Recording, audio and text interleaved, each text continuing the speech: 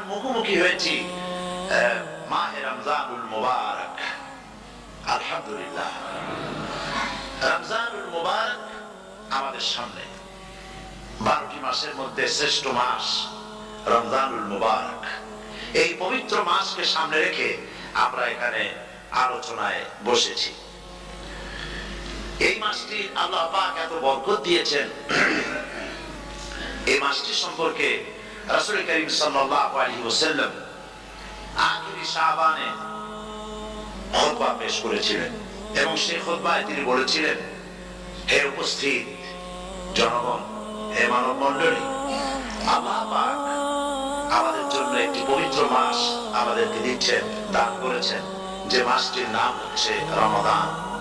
রমাদান হচ্ছে রামদুন, রামিন গত, রাম ধাতু থেকে উৎপত্তি, এর অর্থ হচ্ছে জ্বালা, পুড়িয়ে দেওয়া, ভস্ম করে দেওয়া। রমাদান, রমজান মুবারকে যারা নাকি সিয়াম সাধনা করে, আত্মত্যাগ করে, অর্থাৎ তিতিক্ষা ত্যাগ তিতিক্ষা করে রমজান মুবারকে আল্লাহ পাক যেভাবে রোজা চান ওইভাবে যারা রোজা রাখে, তাদের সমস্ত গুনাহ সমূহকে আগুন যেমন আবর্জনাকে জ্বালিয়ে দেয়, রোজা যদি সঠিকভাবে কারো হয় তাহলে তার গুনাহগুলিকে এইভাবে জ্বালিয়ে ভস্ম করে দেয়। সুবহানাল্লাহ বিহামদিহি। এই রমজান আমাদের সামনে। আমি আমার আলোচনার শুরুতে আমি আপনাদের খেদমতে আরজ করতে চাই যে মাসটির মধ্যে আমরা প্রবেশ করতে যাচ্ছি, দুটি জিনিস আমাদের সামনে এখন। একটি হচ্ছে আমরা মাহে রমজানকে ইস্তেকবাল করতে যাচ্ছি। মাহে রমজান আমাদের সামনে। দোয়া করে নেই যে আল্লাহ পাক এই পবিত্র রমজানের সম্মান করার মতো তৌফিক আমাদেরকে দান করো, আর যেভাবে রোজা রাখতে পারে তুমি খুশি হও সেইভাবে আমাদেরকে রোজা রাখার তৌফিক দান করো, বলি আমিন। এটি হচ্ছে সর্বশ্রেষ্ঠ মাস আল্লাহ পাক মুসলমানদের জন্য দান করেছেন। আবার বলি আলহামদুলিল্লাহ। কোরআন শরীফের মধ্যে আল্লাহ সমস্ত ইবাদতের কথা বলেছেন, কিন্তু ডিটেইলস আলোচনা করেন নাই। হজ করতে হবে, কিন্তু উকুফে আরাফা করতে হবে, রমিয়ে জান করতে হবে, রমিয়ে জবান করতে হবে, তারপরে 7 বার তাওয়াফ করতে হবে, সাফা মারওয়া সাই করতে হবে। এগুলো কিন্তু কোরআন শরীফে আসে নাই, ডিটেইলস আসে নাই। নামাজ পড়তে হবে, কিন্তু যোহরে কয় রাকাত, আসরে কয় রাকাত, মাগরিবে কয় রাকাত, এই রাকাতগুলি কিভাবে বিন্যাস করতে হবে কোরআন শরীফে তা আসে নাই, বর্ণনা করা হয়নি। যাকাত দিতে হবে, কিন্তু কত টাকা হলে কত টাকা দিতে হবে, কত মন ধান হলে কতটুকু দিতে হবে, কত ছাগল হলে, কত গরু হলে, কত পরিমাণ সোনা হলে, কত পরিমাণ রৌপ্য মজুদ থাকলে যাকাত দিতে হবে, এর বিস্তারিত বিবরণ কোরআন শরীফে আসেনি। চিন্তা হতে পারে যে তাহলে এগুলো আমরা পাইলাম করি। আমরা পেয়েছি কোরআনের ব্যাখ্যা হচ্ছে রাসূল করিম সাল্লাল্লাহু আলাইহি ওয়াসাল্লাম। হুজুর এটাকে আমাদেরকে বলে দিয়েছেন, তিনি শারেক ছিলেন, শরীয়ত প্রণেতা ছিলেন। তো সমস্ত ইবাদতকে আল্লাহ পাক সংক্ষেপে সংক্ষেপে তিনি আউটলাইন অথবা গাইডলাইন তিনি দিয়েছেন আল্লাহ পাক। রমজান মুবারক হচ্ছে একমাত্র ইবাদত যে রমজান সম্পর্কে আল্লাহ পাক ডিটেইলস পূর্ণ একটি রুকু আল্লাহ পাক আলোচনা করেছেন। সুবহানাল্লাহ। রোজা শুরু করবেন কোনখান থেকে, শেষ করবেন কোথায় গিয়ে, সফরে প্লেনে যখন চলবেন তখন আপনার রোজার অবস্থা কি হবে, যদি দেশে যান তখন কি হবে, অসুস্থ হলে কি হবে, কিভাবে রোজা রাখবেন, কিভাবে রোজা ভাঙবেন, তারপরে কখন শুরু হবে, কখন কি হবে ইত্যাদি বিস্তারিত বিবরণ। রোজার মতো করে এত অন্য কোন ইবাদতের ব্যাপারে আল্লাহ এতটা বলেন নাই যতটা বলেছেন রোজার ব্যাপারে। তাহলে নিশ্চয়ই বুঝতে পারছেন রোজাটা অত্যন্ত গুরুত্বপূর্ণ ইবাদত, সবটাই গুরুত্বপূর্ণ, কিন্তু রোজাটা আল্লাহর কাছে বেশি গুরুত্বপূর্ণ। সুবহানাল্লাহ। আচ্ছা, বেশি গুরুত্বপূর্ণ কেন সে কথা কি বলবো? অবশ্যই বলবো। বেশি গুরুত্ব এই কারণে, আল্লাহ পাক বলেছেন, এটা হচ্ছে হাদিসে কুদসি, আল্লাহ পাক বলেছেন আস-সাওমু লি ওয়া আনা আজজি বিহি। অন্য রিওয়ায়াতে এসেছে ওয়া আনা উজজা বিহি। আস-সাওমু লি, রোজা হলো আমার জন্য। কে বলতেছেন বলুন তো? আল্লাহ পাক বলছেন রোজা হচ্ছে আমার জন্য, রোজার পুরস্কার আমি দেব। অন্য বর্ণনায় এসেছে রোজা আমার জন্য আর রোজাদারের পুরস্কার আমি আল্লাহ নিজেই পুরস্কার। সুবহানাল্লাহ, সুবহানাল্লাহ। তাহলে প্রশ্ন আসে, আল্লাহ পাক বলছেন রোজা আমার জন্য, আস-সাওমু লি। আল্লাহ তো এই কথা কোথাও বলেন না আস-যাকাতু লি, আস-সালাতু লি, আল-হাজ্জু লি, রোজা আমার কি বলে, যাকাত আমার জন্য, হজ আমার জন্য, নামাজ আমার জন্য, এই কথা কিন্তু আল্লাহ বলেন নাই। অবশ্যই আমরা যাকাত হোক, নামাজ হোক, হজ হোক কার জন্য করি? আল্লাহর জন্য করি। রমজানের ব্যাপারে আল্লাহ খাস করেছেন যে আস-সাওমুলি, রোজা আমার জন্য। এই কথাটার অর্থ কি, তাৎপর্য কি, ব্যাখ্যা কি, সিগনিফিকেন্স কি? এর সিগনিফিকেন্স হচ্ছে এই যে প্রত্যেকটা ইবাদতের দুটি ধরন আছে। কয়টা ধরন বলুন তো? দুটি ধরন। একটি ধরন হচ্ছে বাহ্যিক, আর একটা হচ্ছে আভ্যন্তরীণ। প্রত্যেকটা ইবাদতের দুটি দিক আছে, একটা মানুষকে দেখানো আর একটা ভেতরের। যেমন নামাজ, একটি লোক নামাজ পড়ে না, কিন্তু এমন একটা সমাবেশের মধ্যে পড়ে গেছে, সবাই নামাজ পড়ে। এখন আমি যদি নামাজ না পড়ি তাহলে লোকে বলবে কি? তখন উযু আছে কি না আছে দাঁড়াই গেল, আল্লাহু আকবার। তারপরে দেখা গেল নামাজ আল্লাহর জন্য পড়ে, আবার মানুষের জন্য দেখাবার জন্য করে। যাকাত এটা দেয় মানুষে, তার নিয়তটাকে আল্লাহ পাক ভালো জানেন। কিন্তু কিছু লোক তেমন আছে, যাকাতের নামে লুঙ্গি, আমাদের দেশে আছে, এখানে কি করে আমি জানি না, লুঙ্গি শাড়ি কিনে তারপরে বাড়িতে সব জমা করে এরপরে গরিবদের দাওয়াত দেয় এবং সকলকে দেখায় এভাবে লুঙ্গি দিল, শাড়ি দিল, লোকেরা দেখলো যে যাকাত দিল, খুব যাকাত দিয়েছে। কোরবানির ব্যাপারে এভাবে বিরাট একটা গরু কিনলো, কিনে মানুষকে দেখাইলো। চট্টগ্রামে আছে সবচেয়ে বড় দামের গরু একটা কিনে গরুর গলায় মালা একটা পরাইয়া তারপরে শহর ঘুরায়। এখন অবশ্য এটা কমে গেছে আগের থেকে অনেক। মানুষ দেখুক যে অমুকে এই গরুটা কোরবানি করেছে। এটা কি কোরবানির জন্য হলো না মানুষকে দেখাবার জন্য হলো? হজ, টাকা আছে, লোকেরা বললো কি যে এত টাকার মালিক, তাও হজে যায় না, সুতরাং যাই একটু হজ করে আসি। তাহলে হজ করা গেল, আবার মানুষকে দেখাবার জন্য করলো। দুটি জিনিস আছে। কিন্তু একমাত্র রোজা যদি কেউ রাখে মানুষকে দেখাবার জন্য, সকাল থেকে শুরু করে সন্ধ্যা পর্যন্ত না খাইয়া কোনো পাগলও থাকবে না। বলেন আপনারা ঠিক কিনা? সে তো মানুষকে দেখাবার জন্য দাঁত পরিষ্কার করে নিল, আর দুপুরে ভাত খাই নিল, বলতেও টের পাইল না। পারবে কিনা? পারবে। টয়লেটে গিয়ে খাই নিল ভালো করে, কোন একটা আড়াল জায়গা নিয়ে খেয়ে গেল, বাচ্চাও দেখলো না, বলতেও দেখলো না, খেয়ে নিল। তাহলে সে তো রোজা রাখলো না। আল্লাহ পাক বলছেন আস-সাওমুলি, রোজা হচ্ছে আমার জন্য। যে রোজা রাখে আমার জন্যই রাখে, মানুষকে দেখাবার জন্য সারাদিন না খেয়ে থাকার কোনো প্রশ্নই ওঠে না। সুবহানাল্লাহ। সুতরাং রোজা যে রাখলো সে আমার জন্যই রাখলো। ওয়া আনা আজজি বিহি, রোজার পুরস্কার আমি আমার হাত দিয়ে দেব। সুবহানাল্লাহ, আমার হাত দিয়ে দেব।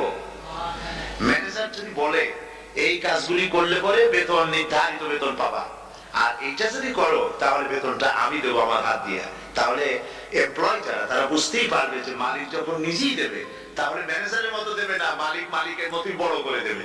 তো আল্লাহ পাক ফেরেশতাদের কাছে এটা রাখেন নাই, সব নেকি তোমরা দেখো গিয়া, আর রোজার সওয়াব আমার হাত দিয়ে আমি দেব। সুবহানাল্লাহ।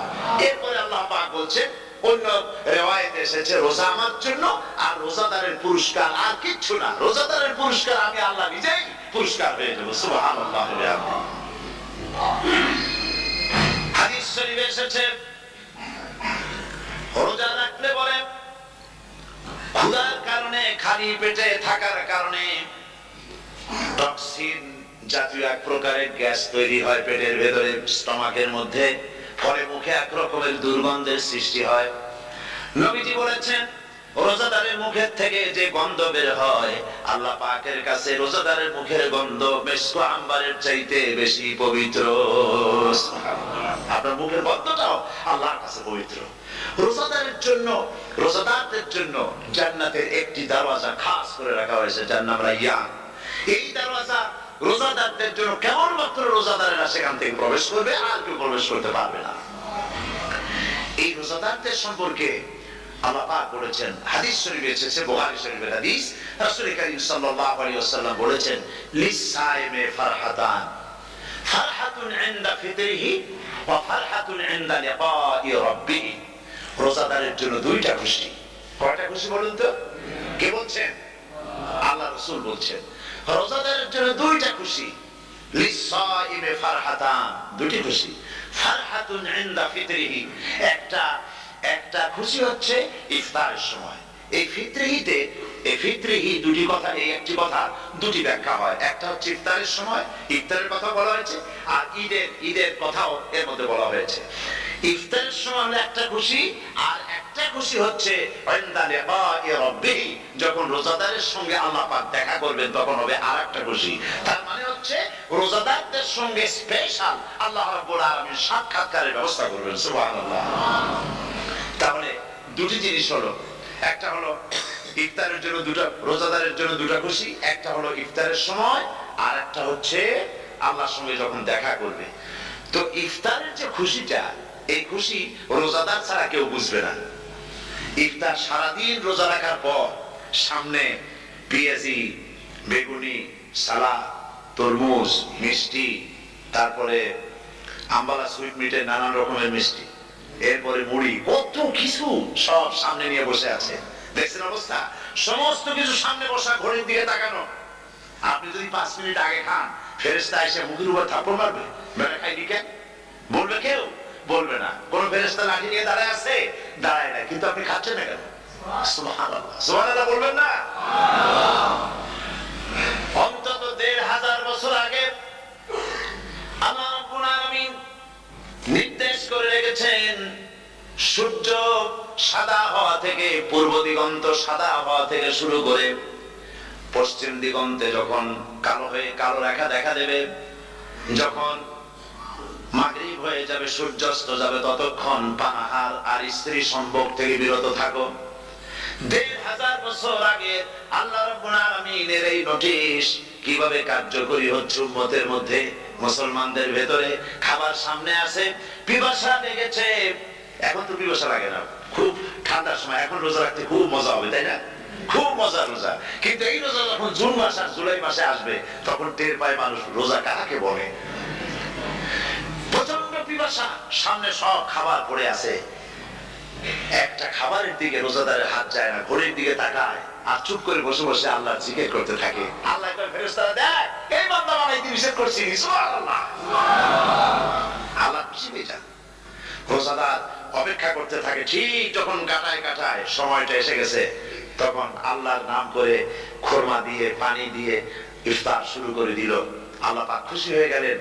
এই মাসে এত সব নফল হয় ফরজের মতো, আর ফরজ হয় 70টা ফরজের মতো।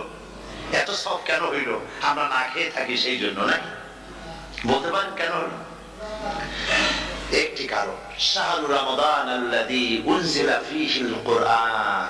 সুবহানাল্লাহ বলবেন না? এই রমজান মাস হচ্ছে সেই মাস যে মাসে আল্লাহ রাব্বুল আলামিন কোরআনে কারীমকে নাযিল করেছেন। এই মাসের মধ্যে একটি রাত আছে, খায়রুম মিন আলফি শাহর, যে রাতটি 1000 মাসের চাইতে বেশি গুরুত্বপূর্ণ আল্লাহর কাছে। সুবহানাল্লাহ। একটি রাত 1000 মাসের চাইতে গুরুত্বপূর্ণ। 1000 মাস ক্যালকুলেটর দিয়ে হিসাব করলে দেখা যায় যে 1000 মাসে 83 বছর 4 মাস হয়। তাহলে তার অর্থ কি? যে একটানা 83 বছর 4 মাস ইবাদত করলে যে সওয়াব হবে, এই রাত্রে ইবাদত করলে সেই সওয়াব হবে। হতে পারে, এরকম হতে পারে, কিন্তু ব্যাখ্যাটা কি? ব্যাখ্যাটা হচ্ছে, আরবিতে আলফুন শব্দ দিয়ে 1000 বোঝানো হয় না। আরবিতে যখন আলফুন বলা হয়, তাহলে বোঝা যায় সংখ্যাধিক্য, বিপুল সংখ্যা, হাজার হাজার, হাজার হাজার, থাউজেন্ডস এন্ড থাউজেন্ডস। এইটাকে বোঝানোর জন্য আরবিতে ব্যবহার করা হয় আলফুন, হাজার হাজার। তাহলে আল্লাহ কি বুঝাতে চাচ্ছেন? আল্লাহ রাব্বুল আলামিন তিনি আয়াত দ্বারা বুঝাতে চান, এর ব্যাখ্যা হচ্ছে এই পৃথিবীর মানবতার কল্যাণের জন্য, এই পৃথিবীর মানুষের ভালাইয়ের জন্য, মঙ্গলের জন্য হাজার হাজার মাস ধরে এই পৃথিবীর মানুষের যে কল্যাণ হয় নাই, এই রমজান মোবারকে একটা রাত আছে, যেই রাতে আল্লাহ রাব্বুল আলামিন মানবতার সেই কল্যাণ করেছে। সেই কল্যাণ কি দিয়ে করেছে? শাহরু রমাদান আল্লাযী উনজিলা ফীহিল কুরআন, কোরআন নাযিল করে পৃথিবীর মানুষকে সেই কল্যাণ আল্লাহ দিয়েছেন। সুবহানাল্লাহ। বন্ধুগণ, কোরআন, কোরআন কি নিয়ামত আমাদের কাছে! সেই নিয়ামতকে আমরা চিনলাম না, আমরা বুঝতে পারলাম না কত বড় নিয়ামত আল্লাহ আমাদের দান করেছেন। এই কোরআন যেন আপনি শুনতে পারেন, পড়তে পারেন, বুঝতে পারেন, সেই জন্য আল্লাহ রাব্বুল আলামিন শরিয়াত কি সুন্দর ব্যবস্থা করেছে। কোরআন শোনার জন্য রমজান মুবারকে তারাবিহের নামাজের ব্যবস্থা করা হয়েছে। সুবহানাল্লাহ, সুবহানাল্লাহ। যারা সবসময় পড়তে পারেন না, কোরআন তেলাওয়াত জানেন না, অথবা সারা বছরও এক খতম কোরআন শরীফ পড়া হয় না, শরীয়ত কি সুন্দর বিধান করলো যে আপনি যেন 30 বার কোরআন শরীফ শুনতে পারেন। এই ব্যবস্থা তারাবিহের নামাজের মধ্যে শরীয়ত করে দিয়েছে। আলহামদুলিল্লাহ, আলহামদুলিল্লাহ। যাদের টাকা কড়ি আছে আমি তাদেরকে অনুরোধ করব, যদি পারেন তাহলে মেহেরবানি করে রমজান মুবারকে উমরা পালন করবেন। আমি উমরার নিয়ত করে এসেছি, ঢাকা থেকে উমরার নিয়ত করে এসেছি, আপনাদেরকে দেখে গেলাম। আর আমি এখান থেকে ডাইরেক্ট মদিনা মুনাওয়ারায় চলে যাব ইনশাআল্লাহ। লাইলাতুল কদর পর্যন্ত হারামাইনুশ শরীফাইনে কাটাতে চাই, নিয়ত করেছি। আপনারা দোয়া করুন আল্লাহ যেন কবুল করেন। কি মজা যখন আপনি হারামাইনুশ শরীফাইনে যখন তেলাওয়াত শুনবেন, আপনার কাছে মনে হবে যেন কোরআন শরীফ নাযিল হয়েছে। সুবহানাল্লাহ। সেখানে তো নামাজের পরে হাত তুলে মোনাজাত করা হয় না, শুধুমাত্র রমজান মুবারকে বেতেরের নামাজের মধ্যে ইমাম সাহেব হাত তুলে মোনাজাত করেন। গত বছর রমজান মুবারকের লাইলাতুল কদর আমি ছিলাম, গত কয়েক বছর ধরে আল্লাহ যাওয়ার তৌফিক দিয়েছেন দয়া করে। সেখানে লাইলাতুল কদরের পত্রিকাগুলি লিখেছে 30 লাখের উপরে লোক ছিল মক্কা শরীফের, হারাম শরীফে 30 লাখের উপরে। যখন তেলাওয়াত হচ্ছে, মোনাজাত করতেছেন ইমাম সাহেব কাঁদতেছেন, মোনাজাত করতেছেন, কাঁদতেছেন, আর গোটা হারাম জুড়ে কান্নার রোল পড়ে গিয়েছে। কিভাবে কাঁদতেছে! সারাদিন মানুষ রোজা রেখে তারপরে ইফতার করতে যখন বসে, আমি সেই জান্নাতের কথা কেমনে আপনাদের বুঝাবো? রসগোল্লা কেমন লাগে বক্তৃতা দিয়ে 6 ঘন্টা বক্তৃতা দিয়েও বোঝানো যাবে না। যদি মুখের মধ্যে ঢুকাইতে পারি তাহলে বুঝবেন যে মজাটা কি। এটা তো আমি বুঝাইতে পারবো না কি মজাটা লাগে। সারাদিন রোজা রাখার পর সমস্ত লক্ষ লক্ষ মুসল্লিরা বসে আছে মক্কা শরীফে, কাবা শরীফ সামনে, এখানে বসে আছে। রোজাদারের সামনে আছে জমজমের পানি আর মদিনা মুনাওয়ারার খুরমা। আল্লাহর ঘর সামনে, জান্নাতের থেকে আর কাকে বলে! সুবহানাল্লাহ। আর মসজিদে নববীর ভিতরে মদিনার আকর্ষণ কাশাস আলাদা। মদিনা শরীফের আপনাকে যদি পাইয়া যায় কোন আরব, কোন মাদানী, আপনারা ছাড়বেই না, আদর করে পাশে বসাবে, তোমারে আমি এই জিনিস খাওয়াবো, এইটা দিয়ে ইফতার করাবো, আমার কাছ দিয়ে তুমি উঠতেই পারবে না।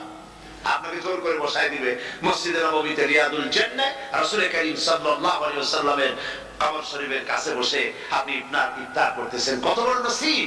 সেইজন্য আমি বলি, হলিডে করার জন্য আমেরিকা, সিঙ্গাপুর, হাবিজাবি এই সমস্ত ঘুরে কোনো লাভ নাই। হলিডে করতে চান, রমজান মুবারকে চলে যান হারামাইনুশ শরীফাইন, মদিনা আল মুনাওয়ারা, মক্কা আল মুকাররমা। কপাল খুলে যাবে, জিন্দেগীর সমস্ত গুনাহ খাতা আল্লাহ পাক maaf করে দিবেন। রাসূল করিম সাল্লাল্লাহু আলাইহি ওয়াসাল্লাম বলেছেন, রমজান মুবারকে যে উমরা করলো সেজন্য হজ আদায় করলো। সুবহানাল্লাহ। অন্য রিওয়ায়াতে এসেছে, যে ব্যক্তি রমজান মুবারকে উমরা করলো সেজন্য আমার সাথে হজ আদায় করলো। সুবহানাল্লাহ। তো বলতেছিলাম যে কোরআনে কারীম হচ্ছে একটি বিরাট নিয়ামত। এই নিয়ামত শোনানো হয় রমজান মুবারকে। আমি এবার এসে খুব খুশি হলাম এ কথা শুনে যে ইস্ট লন্ডন মসজিদ তারা একটা ব্যবস্থা করেছে, সুন্দর একটা রেডিও তারা আবিষ্কার করেছে। না কি করছেন আপনারা? ট্রান্সমিটার তৈরি করেছেন, যে চাবিতে 6 মাস চলে, কোনটায় 10 মাস চলে, কোনটায় বছর চলে। রোজার মাসেও যারা গুনাহ করে, শয়তান এমন চাবি দিছে যে রোজার মাসেও বন্ধ হচ্ছে না। এরা শয়তানের খপ্পরে পড়ে গেছে। আল্লাহ এই চাবি থেকে মুসলমানদেরকে হেফাজত করুন, বলি আমিন। জোরে বলেন আমিন। শয়তান থেকে পানাহ কেউ দিতে পারে না, কোন গভর্নমেন্ট পারবে না। ব্রিটিশ গভর্নমেন্ট পারবে নাকি? American government? কেউ পারবে না। শয়তান থেকে পানাহ দিতে পারে কেবলমাত্র কে? ওই আল্লাহ রাব্বুল আলামিন আমাদেরকে শিখায় দিয়েছেন, শয়তানের ওয়াসওয়াসা থেকে আমার কাছে পানাহ চাও। আউযু বিল্লাহি মিনাশ শাইতানির রাজীম। বিতাড়িত মরদুদ শয়তানের ওয়াসওয়াসা থেকে পানাহ চাই, আল্লাহর কাছে পানাহ চাও। আল্লাহ পাক বলেন, আমি পানাহ দিতে পারি শয়তানের ওয়াসওয়াসা থেকে। শয়তান থেকে আশ্রয় একমাত্র সিকিউর নিরাপত্তা পেয়েছেন আল্লাহ পয়গম্বরেরা। সুবহানাল্লাহ। আম্বিয়া আলাইহিস সালাম তারা আল্লাহ কর্তৃক নিয়ন্ত্রিত, শয়তানের ক্ষমতা নাই পয়গম্বরদের কাছে যাওয়া। চতুর্সীমানার ভেতরে শয়তান প্রবেশ করে কোন নবীকে ওয়াসওয়াসা দিতে পারবে না, বলি সুবহানাল্লাহ। এইজন্য শয়তান থেকে বেঁচে যাওয়া, শয়তানের ওয়াসওয়াসা থেকে বাঁচা খুবই কঠিন। সেই জন্য আল্লাহ পাক বলছেন, শয়তানকে বেঁধে রাখা হয়, জান্নাতের সমস্ত দরজা খোলা, জাহান্নামের সমস্ত দরজা বন্ধ হয়ে যায়। এই নিয়ামতের মাস আমাদের সামনে। প্রত্যেকটি যখন কোন ওয়ার্কশপ হয়, তো ওয়ার্কশপের জন্য এক একটা কি বলে সিলেবাস থাকে। রমজান মুবারক একটা ওয়ার্কশপ, এই ওয়ার্কশপের মধ্যে একটা সিলেবাস আছে, সেই সিলেবাসের নাম হচ্ছে কোরআন। কোরআন কোরআন কোরআন নাযিলের মাসে আমরা কি কোরআন তেলাওয়াত করি? বলে রোজা হচ্ছে, হাদিস শরীফের মধ্যে বলা হয়েছে as-সাওমু জুন্নাহ, রোজা হচ্ছে ঢাল। রোজা কি কত ঢাল বোঝেন তো? ঢাল কি? প্রোটেক্টর। আপনি জিহাদের ময়দানে, যুদ্ধের ময়দানে নিরাপত্তার জন্য, বাইরের থেকে আক্রমণকে বিরাবার জন্য কি ব্যবহার করেন? ঢাল ব্যবহার করেন। রোজা হচ্ছে ঢাল, শয়তানের সমস্ত আক্রমণ থেকে বাঁচার জন্য রোজা হচ্ছে ঢাল। রোজার দিনে কেউ যদি আপনার সাথে ঝগড়া করে, তাহলে রাসূল বলেছেন তুমি বলো, তুমি ঝগড়ায় প্রবৃত্ত হবে না। তোমার সাথে যদি কেউ ঝগড়া করে, তুমি বলবে ইন্নী সাইম, আমি রোজাদার। আমি তোমার মতো ঝগড়া করতে আমিও পারি, আমি তোমার মতো গালাগালি দিতে পারি, কিন্তু আমি দেব না, ঝগড়াও করব না, গালিও দেব না, মারামারিও করব না, কারণ আমি রোজাদার। সুবহানাল্লাহ। রোজা আপনাকে গুনাহ থেকে বাঁচায় দেবে। দেখেন রোজা কিভাবে গুনাহ থেকে বাঁচায়। মিথ্যেবাদী, মিথ্যেবাদী সারাক্ষণ মিথ্যে কথা বলে, কিন্তু রোজার মাস আসছে, এখন মিথ্যাবাদী যারা, তাদের ঘনিষ্ঠ লোকদের কাছে শুনেছি যে তারা বলে, যদি কোনো লোক দিনের বেলা এসে যায় আর এমন কথা, যে কথা বলতে গেলে মিথ্যা বলা ছাড়া উপায় নাই তার জন্য, সে তখন বলে ভাই তুমি তো অসময় আসছো, এখন আমি খুব ব্যস্ত, আই এম ভেরি বিজি, তুমি রাত্রে আসো। বুঝতে পেরেছেন তো? রোজা হচ্ছে কি? রোজাটা কি বলে? ঢাল। কোন মেয়ে লোকের দিকে চোখ পড়লো, আহা আমি তো রোজাদার, চোখের সাথে সাথে নিচে নামায় ফেললো। গানের আওয়াজ আসলো, আমি তো রোজাদার, সে গানটা শুনলো না। কাজে সমস্ত গুনাহ থেকে বাঁচার জন্য রোজা একটা বিরাট হাতিয়ার। সুবহানাল্লাহ। এই মাসে আল্লাহ রাব্বুল আলামিন এই মাসটা, এই রোজাটা কেন দিয়েছেন? লাআল্লাকুম তাত্তাকুন, ইয়া আইয়ুহাল্লাযীনা আমানু কুতিবা আলাইকুমুস সিয়াম কামা কুতিবা আলাল্লাযীনা মিন ক্বাবলিকুম লাআল্লাকুম তাত্তাকুন। হে বিশ্বাসীরা, তোমরা যারা ঈমান এনেছো, শোনো, আমি রোজাকে তোমাদের জন্য ফার্জ করেছি, যেমন করে ফার্জ করেছিলাম তোমাদের পূর্বপুরুষদের উপরে। রোজা শুধু আমাদের উপরে ফরজ হয়েছে তা না, আমাদের আগে যারা যেসব নবীরা আসছিলেন তাদের উপর রোজা কি ছিল? ফরজ ছিল। সুতরাং এই রোজা তোমাদের উপরে ফরজ, এই জন্য লাআল্লাকুম তাত্তাকুন, যাতে করে তোমরা কি হতে পারো? পরেজগার হতে পারো। কি হতে পারো? পরেজগার, মুত্তাকি হতে পারো, আল্লাহকে ভয় করতে পারো। একমাত্র আল্লাহর ভয় মানুষকে ভালো বানাতে পারে। একটা মানুষ জান্নাতে যাওয়ার জন্য, জাহান্নাম থেকে বাঁচার জন্য একটা জিনিস, কয়টা জিনিস বলে? একটি জিনিস যদি ভেতরে থাকে তাহলে সমস্ত গুনাহ থেকে বাঁচতে পারে। আর একটি জিনিস যদি না থাকে তাহলে এমন কোন কাজ নাই পৃথিবীতে যা সে করতে পারে না। সেই কাজটার নাম কি? তাকওয়া। সবাই বলেন কাজটার নাম কি? তাকওয়া। যদি ভেতরে আল্লাহ পাকের ভয় থাকে, রব্বুল আলামিন আমাকে দেখছেন, তিনি আমাকে শুনতেছেন, এই ভয় যদি অন্তঃকরণের ভিতরে থাকে, তাহলে এই লোকটি কোনো গুনাহের কাজ করতে পারবে না, মিথ্যা বলতে পারবে না, ওজনে কম দিতে পারবে না, খাদ্যে ভেজাল দিতে পারবে না, শয়তানি বদমাশি করতে পারবে না।